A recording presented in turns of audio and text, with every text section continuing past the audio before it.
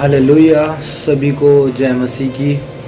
आज मैं तुम्हें ये वचन बताने वाला हूँ कि जिनकी कोई गंदी आदत नहीं छूट रही है, कोई गलत काम करता है, कोई पाप में है, या जब तुम चर्च में जाते हो, चर्च में जाने के बाद क्या होता है, तुम बाहर आते हो और बाहर आने के बाद फिर वही उल्टी सीधी आदतें तुम अपनाते हो, वही काम करते हो।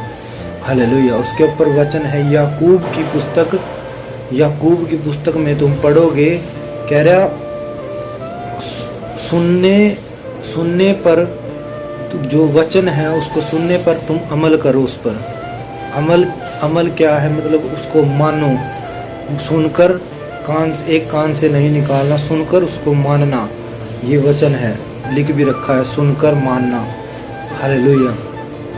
तो मैं तुम्हें उस वचन के बारे में बताता हूँ। उसमें क्या लिखा है, कह रहा शुरू में लिखा है उसमें, कह रहा तुम जो बोलने में तुम धीमे हो, कह रहा तुम बोलने में धीमे हो, ये नहीं तुम गालियाँ दे रहे हो या किसी के साथ व्यभिचार की बातें कर रहे हो।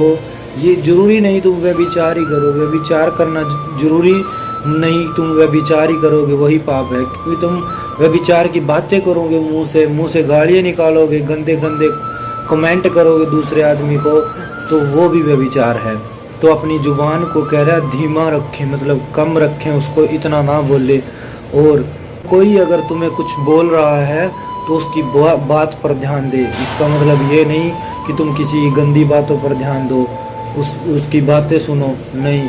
प्रभु कहता है वचन की बातें, बिशप की बातें, वो पास्टर की बातें, उनकी बातें सुनो। हालेलुया। और एक विश्वासी की बातें। हालेलुया।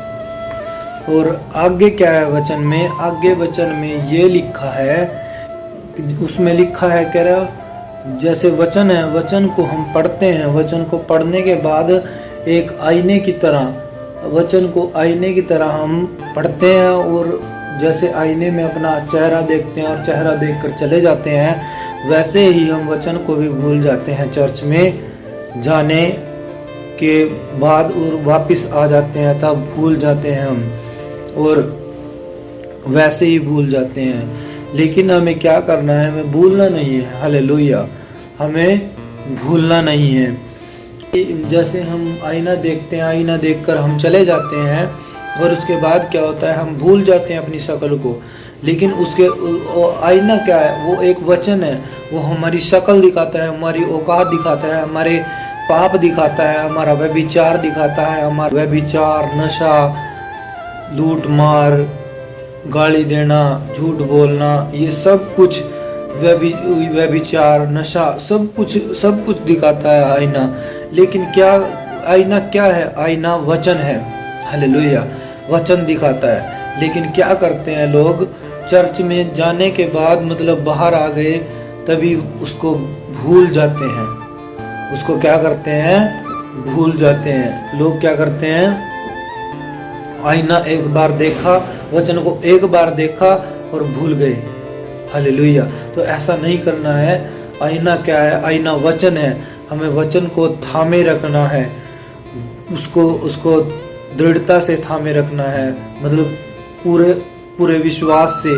क्योंकि जब तक तुम उस वचन को नहीं थामे रखोगे, उस आईने के पास नहीं खड़े रहोगे, तब तक तुम्हारा कोई फायदा नहीं, तुम स्थिर नहीं हो। तुम परमेश्वर के राज्य का निर्वाह नहीं कर सकते। हालेलुया। जिसमें ये गुण नहीं है। और एक क्या है, कह रहा वचन में आगे लिखा है, कह रहा जो कोई परमेश्वर की भक्ति करता है और वो सोचता है कि मैं परमेश्वर की भक्ति करता हूँ, मैं प्रार्थना करता हूँ कि मैं तो परमेश्वर की भक्ति, जिसने ये बात बोल दी कि मैं भक्ति करता हूँ, वो भक्ति नहीं करता, वो परमेश्वर की आराधना नहीं करता। क्योंकि जिस बंदे ने ये बात बोल दी, वो कभी भी परमेश्वर का आराधक नहीं हो सकता। क्योंकि बाइबल में साफ लिखा है, दो व्यक्ति मंदिर में गए, चर्च में, और गए, जाने के बाद क्या हुआ, जाने के बाद उन्होंने क्या, एक साइड में खड़ा हुआ था, एक पापी था और एक भगत था। एक भक्त ने बोला, मैंने सब कुछ किया, तेरी आराधना की, प्रार्थना की, फिर भी मुझे ये नहीं मिल रहा, वो नहीं मिल रहा। हालेलुया। लेकिन एक बंदा गया, उसने कुछ नहीं बोला, उसने कहा प्रभु मैं पापी हूँ। उसने कहा प्रभु मैं पापी हूँ। परमेश्वर ने उसको चुन लिया। किस लिए? क्योंकि उसने अपनी अच्छाइयाँ नहीं गिनाई, उसने अपनी भक्ति के बारे में नहीं बताया, अपने बारे में नहीं बताया। उसने सीधा बोला, कह रहा परमेश्वर मैं पापी हूँ। परमेश्वर ऐसे बंदों को चुनता है जो लोग घमंड नहीं करते, जो आज बहुत से लोग यही करते हैं। और आगे क्या लिखा वचन में, कह रहा उसमें लिखा, कह रहा विधवाओं और अनाथ बच्चों को उनकी सूदी लिया करो, उनको जो घटी है उनको वो चीज लेके दिया करो, खाना दिया करो। उसमें लिखा है, लेकिन उसमें लिखा तो है, लेकिन हमें समझना है। कह रहा आगे लिखा है उसमें, हम निष्कलंक रहे। निष्कलंक का मतलब है हम पे कोई कलंक न लगने पाए। क्योंकि तुम अगर किसी विधवा की सेवा करने या किसी को पैसा दे रहे हो या किसी की मदद कर रहे हो, इसका मतलब ये नहीं तुम उसके साथ व्यभिचार करने लग जाओ। हालेलुया। गलत उल्टे सीधे काम करने लग जाओ। कोई बच्चा है, अगर तुम उसकी मदद कर रहे हो, तुम उसके थ्रू तुम कुछ बिजनेस करने लग जाओ, ऐसे मत करो। हालेलुया। तो बाइबल बोलती है कि ऐसे काम मत करो। हालेलुया। सभी को जय मसीह की।